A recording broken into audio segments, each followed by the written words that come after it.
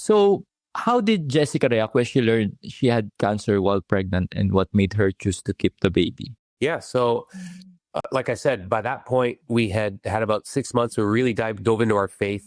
We were learning about Mm. the four last things: death, judgment, heaven, and hell.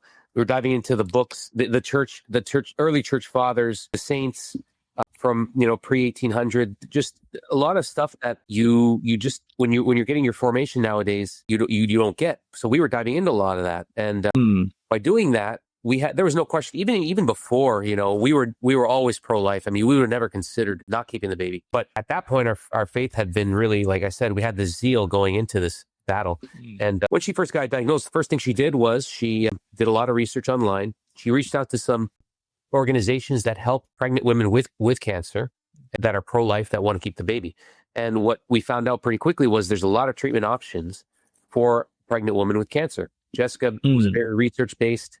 We have a medical background, so very research based, evidence based. I remember she had this notebook and she just had a ton of notes based on what she was learning. Because Mm. at that point, she didn't know how big the cancer was or how far along it was. They just told her you have cancer. It looks like 2 centimeters. This was December 2020, and then we started seeing some doctors, and some of the doctors started suggesting termination. They said, "Hey, if you terminate, we'll be able to scan you and see where the cancer is."